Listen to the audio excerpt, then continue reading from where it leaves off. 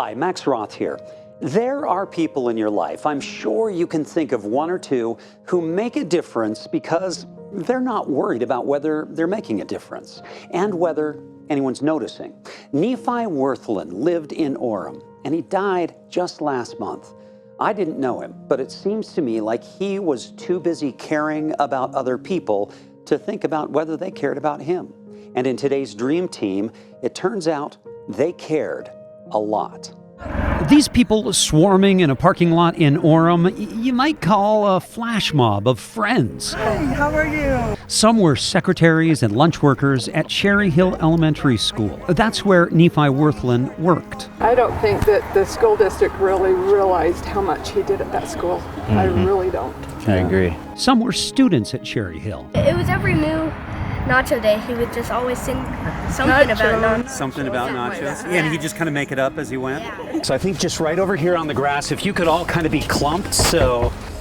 You guys silly. Do you know these folks? I do. I mean, they kind of are trespassing on your lawn. We love you and your family. Some live in the local Latter-day Saints ward, and they all showed up on a Friday afternoon in December for the family across the street and a Dream Team surprise. We heard your story and we were just really moved by your husband and the impact he had, not only on the school, but on this community. Melissa Van Dam is a branch manager for Mountain America Credit Union, and she and I get to deliver some cheer to Nephi's widow, Laurie, and one of his daughters, Kaylia. Miki Couture also heard your story and they donated blankets for you and for your two daughters who are still at home. Stockings, one for each of your beautiful daughters, a bunch of Sephora makeup, Beats headphones. The rest of this basket is to pamper Mom. We'd also like to present you with an additional $1,500. Again, on behalf of Fox 13 News and the Mountain America Dream Team, we want to show you guys a little bit of love, obviously a lot of love. Yeah. And just let you know that his legacy is not over and the impact is probably more than you'll ever know. He just loved the kids, he loved the teachers, and he had an amazing laugh. Any thing he went to, he'd always laugh and The laugh kept coming up. Well, you And luckily, someone here shares that laugh. Oh, so John was part of the whole thing. He was the little There's that laugh again. You're his brother. Yeah, I'm the youngest. He was number 11, I'm number 12, as my dad would say. He was my best friend. Whenever somebody needed something fixed, he would just go fix it, and he would even use his own money.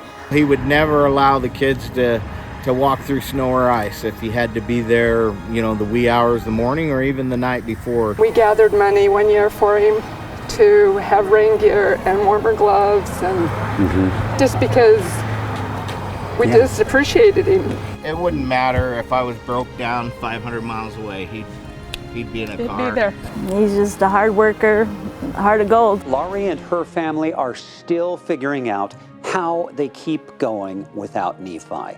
Well, that Dream Team basket helps a little, but perhaps mostly because it gave that flash mob of friends a chance to say, we're here.